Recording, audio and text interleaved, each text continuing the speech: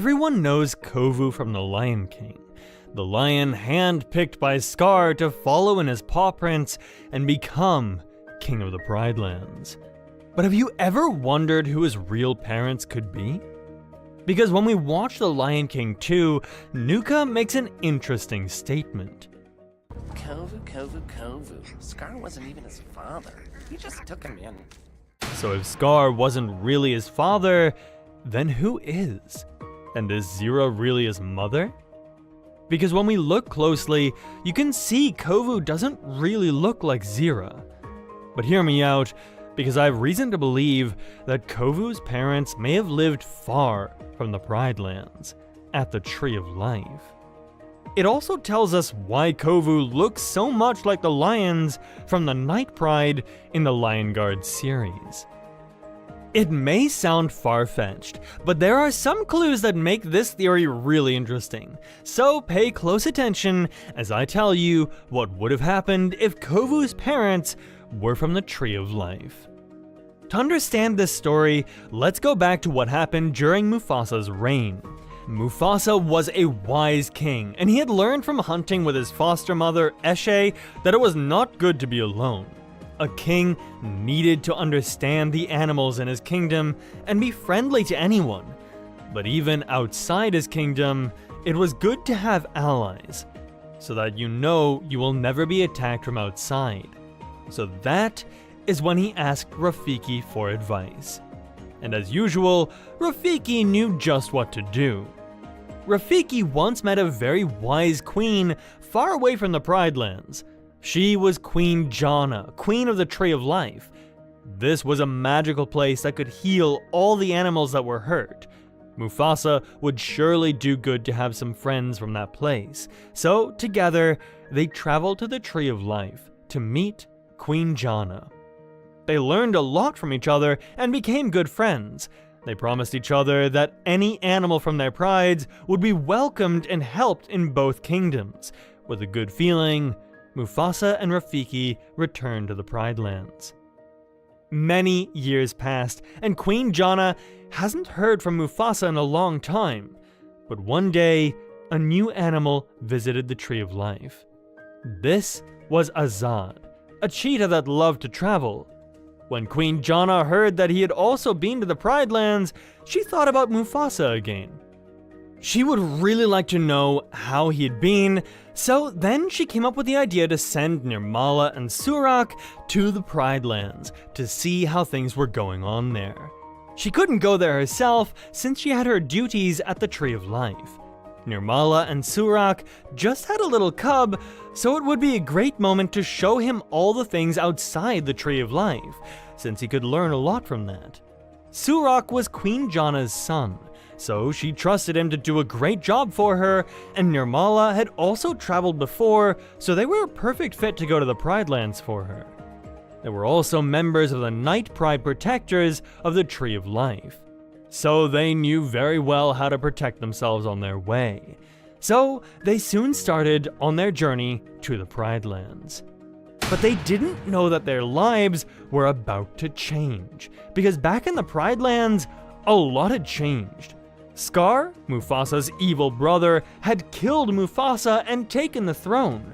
Now that he was king, he thought he could do whatever he wanted, but not all his plans succeeded.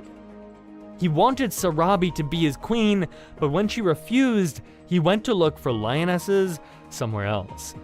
That is when he met Zira, a lioness that lived in the Outlands. He really wanted to continue his bloodline, to create an heir for when he would be gone. So when he met Zira, he thought he could finally create the perfect son. A little later, Zira gave birth to a boy named Nuka. But Nuka wasn't as strong as Scar expected. Nuka was skinny and always looked kind of sick. He was disappointed in Zira and began to slowly hate her for failing him. This made Zira sad, but it also made her very desperate. She was so in love with Scar, so she had to find a way to fix it. But all of this with Zira happened a few years before Nirmala and Surak traveled to the Pride Lands. But unfortunately, Zira still hadn't found a way to satisfy Scar, because Nuka wasn't really growing any stronger. She had tried for another cub, but this became a daughter, so that also wasn't good enough for Scar. This is the point where Nirmala and Surak came into the picture. While Zira and Scar were arguing about who would become his heir, Surak and Nirmala continued their journey to the Pride Lands. But Nirmala was weaker than she thought, still recovering from the delivery of her cub, and their son, Kovu, was also still just a little cub. They kind of underestimated the trip, but finally, they were almost there. They finally reached the Outlands, and the big pointy rock was slowly coming into sight. "Do you see that, little Kovu? We're almost there," Nirmala said. They decided to rest a little bit before going on the last part of their journey, not knowing what danger was waiting for them in the Outlands. Because one of Zira's lionesses saw the strange brown lions walking through their territory, and she reported back to Zira. "Zira, you might want to see this. There are 2 lions in the Outlands, with their little Kovu by their side." Everyone from Zira's group knew that Zira was desperately looking for an heir for Scar, so when Zira heard this, she immediately stood up. She got 3 lionesses to follow her, and together, they rushed in the direction where Surak and Nirmala were. Zira was already in a bad mood because Scar scolded her again about Nuka, but when she saw Nirmala carrying a cub in her mouth, her eyes lit up with joy. "We're going to attack them, and we must make sure we grab that cub," she said to her lionesses. Zira gave them the signal, and they all spread out and covered Surak and Nirmala. When Surak realized what was happening, it was already too late. Zira's lionesses pounced on Surak and Nirmala. Although they were exhausted, Surak and Nirmala fought with all the strength they had, but it wasn't enough. They were outnumbered. Zira grabbed the young cub, and they all ran for it. Surak tried to chase them, but they all went in different directions, and he didn't know where to go anymore. So then he decided to help the injured Nirmala first. He had to get her some help, so Surak carried Nirmala on his back and ran to the Pride Lands. But when he finally reached the Pride Lands, everything was dry. There were no herds around, and there was barely any green grass like Queen Jana had told them. He saw a lioness walking toward the big rock and called her to help them. The lioness was Sarabi. She asked him who he was and what he was doing in the Pride Lands. Surak told her everything about Queen Jana and their attack in the Outlands. Sarabi was sad. She knew they had come all this way for nothing. She told them about Mufasa's death and how his brother, Scar, was now the one leading the Pride Lands. But Sarabi was worried. Scar had gotten even more crazy now, and if he saw another male lion in the Pride Lands, he was gonna lose his mind.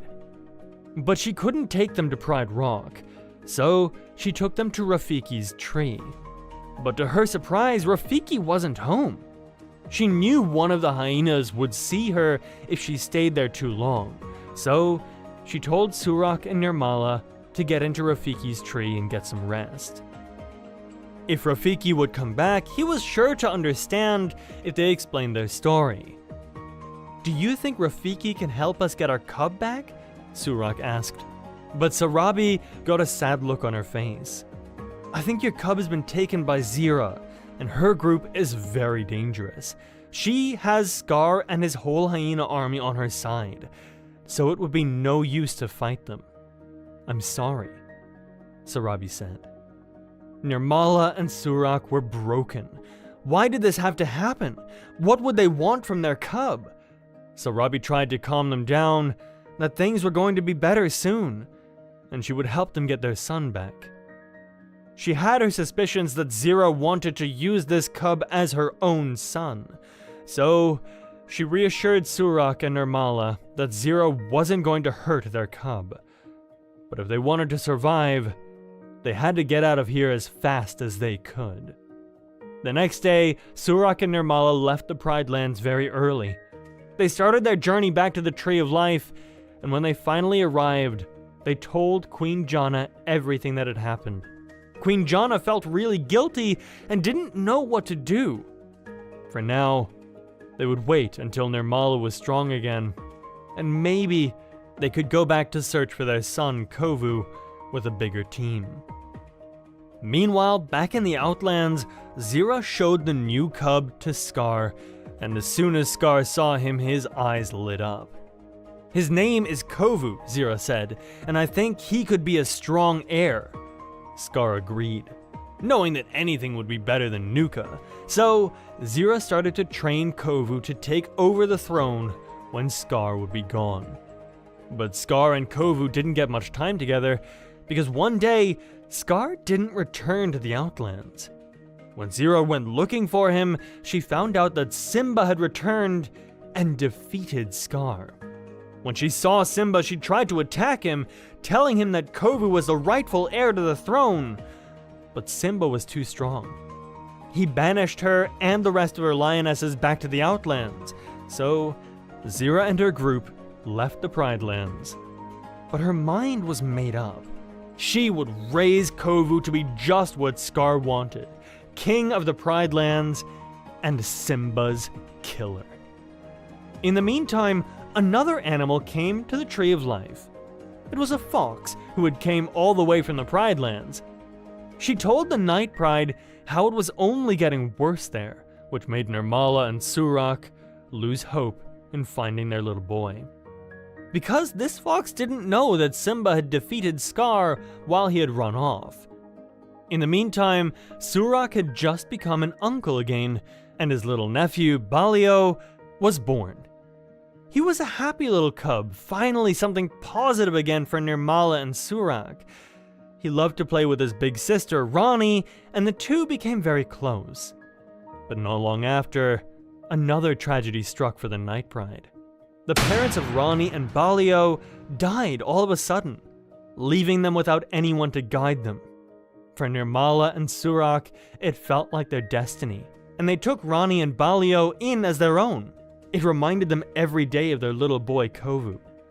But now that they were responsible for two other cubs, they felt that the risk was too big to return to the Pride Lands again, especially now that it had only gotten worse there. Because Queen Jana didn't have many years left, so without them, Rani and Balio would have nobody. Back in the Pride Lands, Kovu was growing stronger, just like Zira had wanted, but his heart was not as evil as she hoped for. Instead of killing Simba, he falls in love with Kiara, Simba's daughter. So when Zira finally decides to attack the Pride Lands and get her revenge on Simba, Kovu joins Kiara to stop her. His sister Vitani listens to Kiara when she made everyone realize they're all the same and that there's no need to fight. She then decides to join them against Zira. Zira couldn't let go of her hatred and eventually falls to her death, ending her journey in the Circle of Life. After the battle, Simba invites the lionesses from the Outlands to join him on Pride Rock. Meanwhile, Kion, Simba's second child, and the leader of the Lion Guard had been away from the Pride Lands for quite some time now. He and his guard had to travel to the Tree of Life to find healing for Kion and Ono. I made a video that goes into more detail why Kion was away during the Lion King 2, so if you want to know more about that, make sure to check that out. Anyway, while Kion was at the Tree of Life, he met the beautiful Rani, a granddaughter of Queen Jana. Although they didn't like each other at first, since Rani saw his guard as a threat, they eventually became friends. And when they got to know each other a little better, they soon realized they could be more than friends. But before Kion could make a decision if he was going to stay, he was called back to the Pride Lands since Zira was causing trouble. The Lion Guard immediately started on their journey back under guidance of Azad. But when they arrived, the troubles had already been solved. Vitani had created a new Lion Guard to protect the Pride Lands while Kion was away, and Kiara had a future king standing next to her to rule the Pride Lands with. Kiara told Kion that a lot had happened. Zira had completed her journey in the Circle of Life, and there was finally peace in the Pride Lands. Kion and Vitani then decided to do a competition to decide who had the best lion guard, but Kion knew it had to be Vitani's group when he realized she was fierce enough to fight him without the roar. Remembering Ascari's words that the one who could let go of the roar completely was able to truly master it. So he then passed the roar on to Vitani. Ascari saw it happen from up in the sky, and he then gave Kion the chance to have the roar as well, and use it to protect the Tree of Life. The whole Lion Guard was happy to go back there, especially Kion, since he could finally be with Rani, who had become queen now. But since Kion was going to be Queen Rani's king, a lot of Pridelanders traveled with him to the Tree of Life, as well as Kovu and Kiara, to see Kion's coronation. Kovu and Kiara were laughing about how funny Kion looked next to Rani when Kiara said something strange. "You know, Kovu, you actually look a lot like the lions from the Night Pride." At first, Kovu took it as a joke, but then another animal said it too. Someone even mistook him for a member of the Night Pride. "You look just like Surak when he was younger," he said. Kovu was shocked.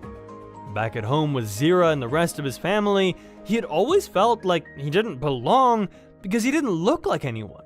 But here, he looked so much like everyone it was beginning to scare him.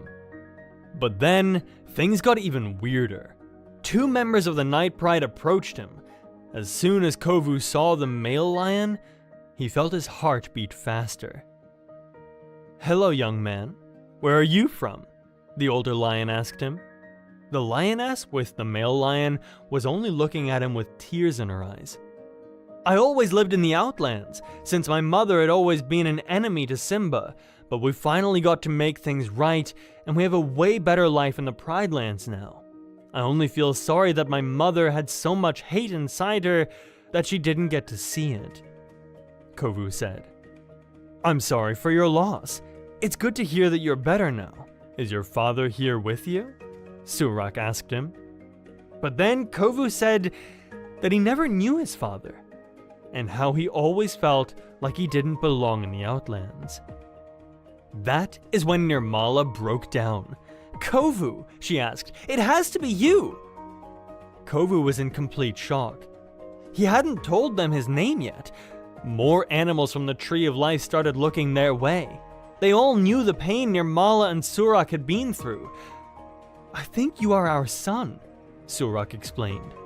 He told him how they had once traveled to the Pride Lands with their newborn, but how they were ambushed by a Zira and never got the chance to take him back. Kovu still didn't really know what to say, so then someone called for Makini and Rafiki. Makini was as shocked as Kovu. "Wow, how could I have missed this before? This is great."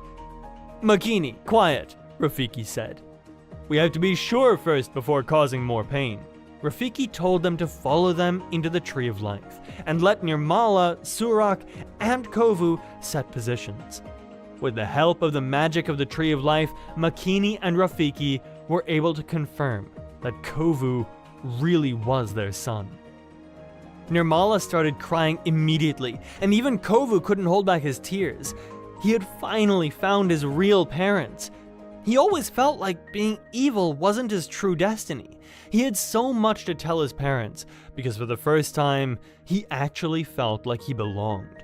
Nirmala and Surak explained to him why they didn't return, because they had to take care of Rani and Balio, but their guilt never went away. Kovu said it was okay.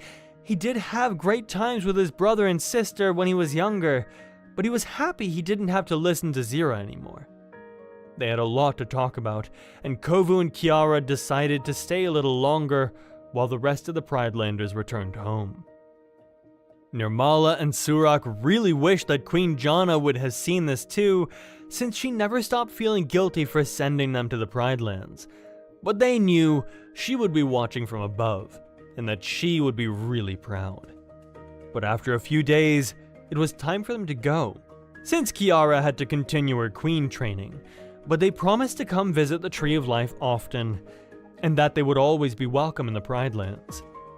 Unfortunately, Nirmala and Surak also couldn't leave the Tree of Life since they had to help the Night Pride, but they were filled with joy, knowing that their son was still alive and happy. As Kovu and Kiara set back on their journey to the Pride Lands, Kovu realized he had never been this happy before, and finally felt complete again.